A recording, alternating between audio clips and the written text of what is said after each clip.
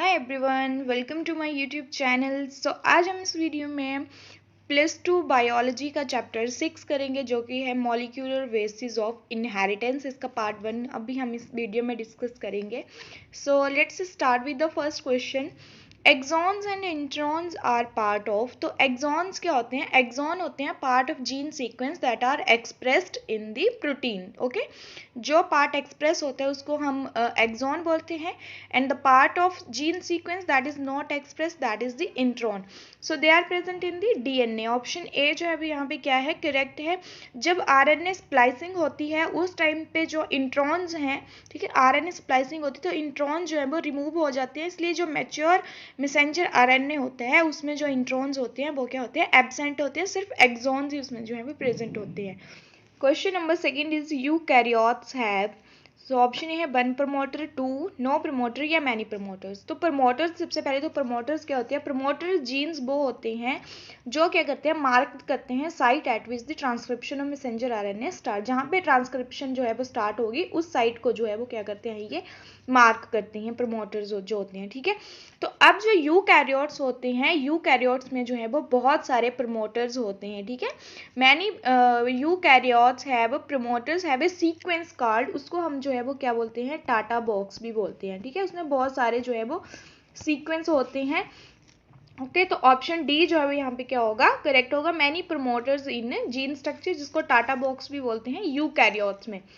Question The next is the question number 3 in Ross sarcoma virus. तो Ross sarcoma virus में जो है वो क्या होती है? रिवर्स ट्रांसक्रिप्शन होती है। रिवर्स ट्रांसक्रिप्शन में क्या होता है जी? आरएनए से DNA, then RNA and then protein. Okay, तो ऑप्शन सी जो है यहाँ पे क्या है? Correct. Next is the question number 4 presence of F factor in bacteria.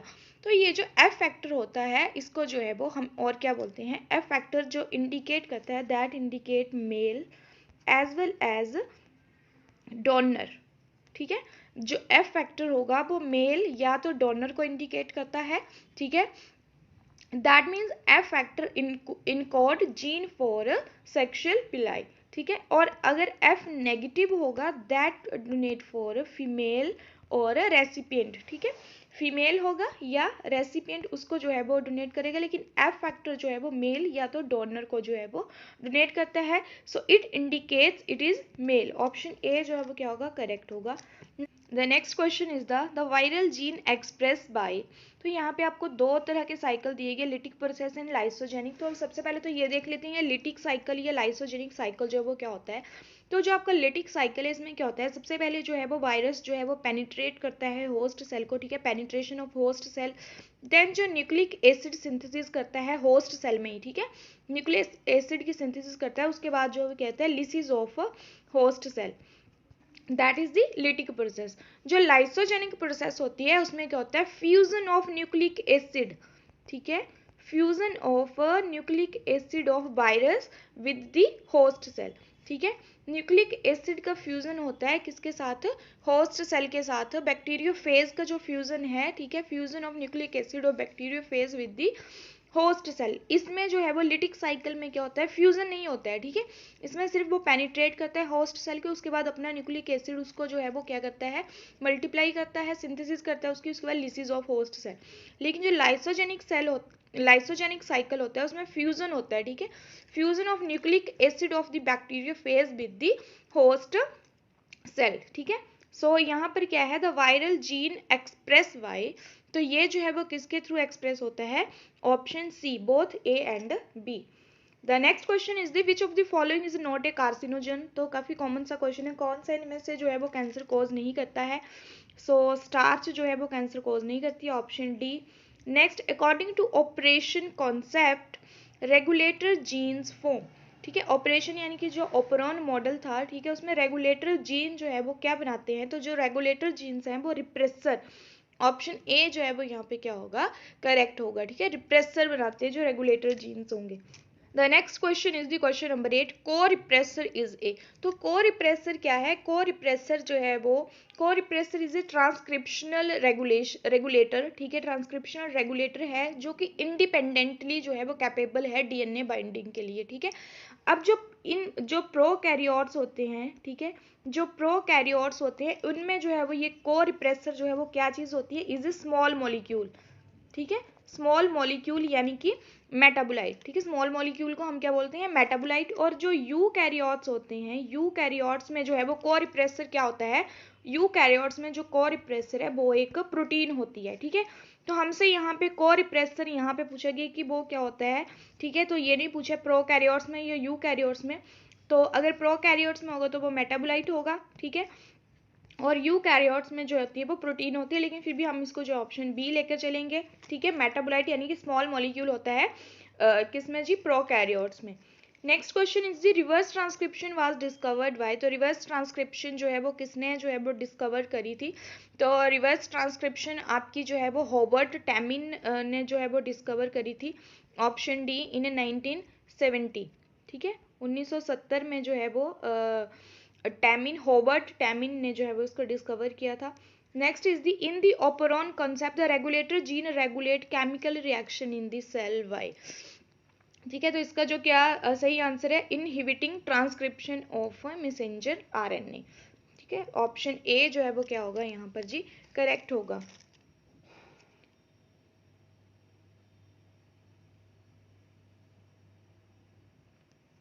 The next question is the central dogma of cytogenetics. तो काफी कॉमन सा है, डीएनए से RNA and then protein.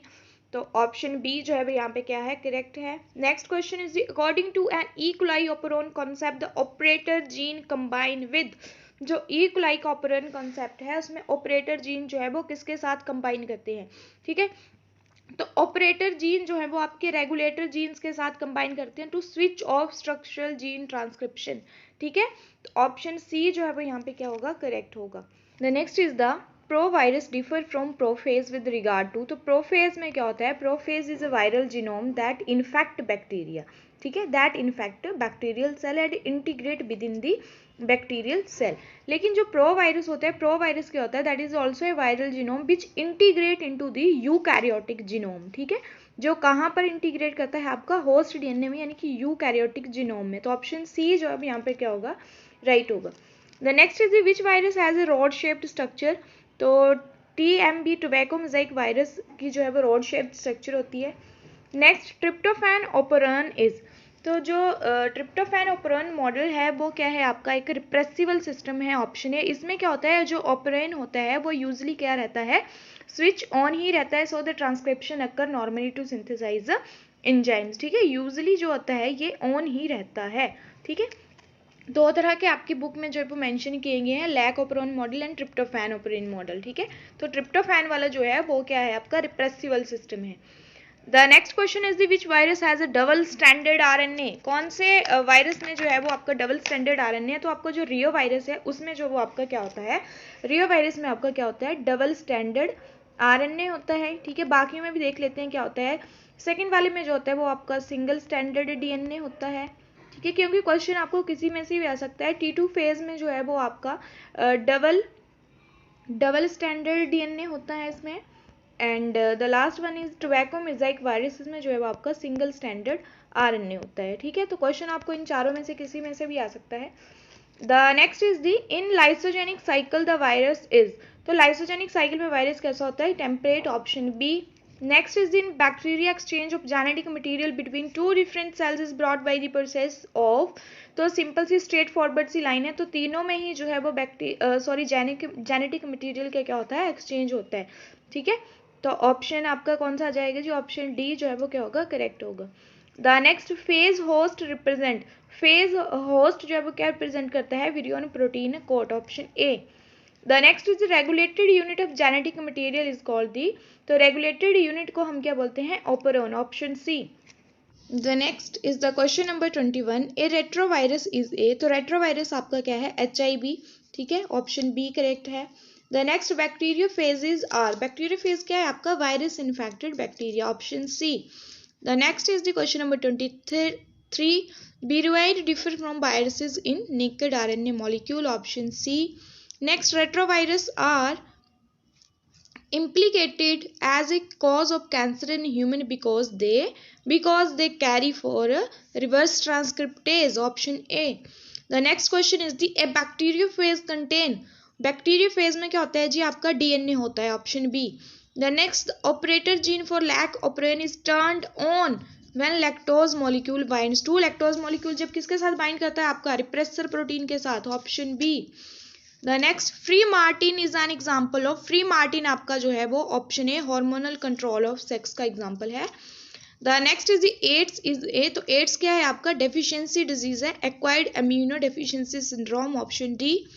The next, the mechanism by which bacterial DNA is transferred into another bacterial cell through a phase is known as. तो उस चीज को हम क्या बोलते हैं जी, ऑप्शन ए ट्रांसडक्शन. ठीक है. The next question is the stage following infection by viruses and virus particles cannot be observed. कौन सी स्टेज में जो है हम इसको ऑब्जर्व नहीं करते हैं. ऑप्शन बी, एक्लिप्स फेज में. The next question is the viruses were first crystallized by. तो वायरस को सबसे पहले स्टेनली ने जो है वो क्रिस्टलाइज किया था 1935 में. और सबसे पहला virus that is the tobacco mosaic virus जो है वो सबसे पहला वायरस है that to be crystallized. The next question is the bacteriophages are alike to fungi in that किस चीज में जो both have the DNA. Option A. The next question is the statement is true about viruses. viruses के लिए कौन सी statement true है, they have both DNA और RNA. ठीक है, DNA भी हो सकता है और RNA भी हो सकता है.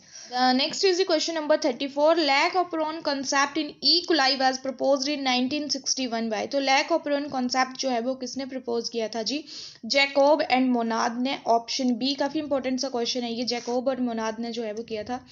The next is the plasmids occur in. तो प्लाज्मिड आपके किस में होते हैं जी, बैक्टीरिया में. Option C. Next, the gene are responsible for growth and differentiation in living organism through the regulation of. Question number 36 का transduction. Option C. The next question is which of the following specially used in genetic engineering. तो again काफी common सा question है. Restriction endonuclease जो है वो specially use किया जाता है जेनेटिक इंजीनियरिंग में. The next, first amino acid in any polypeptide chain in prokaryotes. ठीक है, prokaryotes का first amino acid जो है वो कौन सा होता है, formulated methionine. ठीक है, option C. The next is the question number 39. A sequence of 3 bases on messenger RNA which stand for one amino acid is called. तो messenger RNA पे जो कोड होते हैं उनको हम क्या बोलते हैं, कोडोन. ठीक है, option C. The next is the catalytic property of RNA was discovered by. तो catalytic property RNA की किसने जो है वो डिस्कवर की थी, ऑल्टमैन एंड थॉमस ने. ऑप्शन सी जो है वो क्या होगा, करेक्ट होगा. So that's all for today. I hope आपको वीडियो अच्छी लगी हो. वीडियो को लाइक करें, शेयर करें, कमेंट करें एंड चैनल को सब्सक्राइब करें. एंड पार्ट 2 जो है वो जल्दी से अपलोड किया जाएगा. Thanks for watching.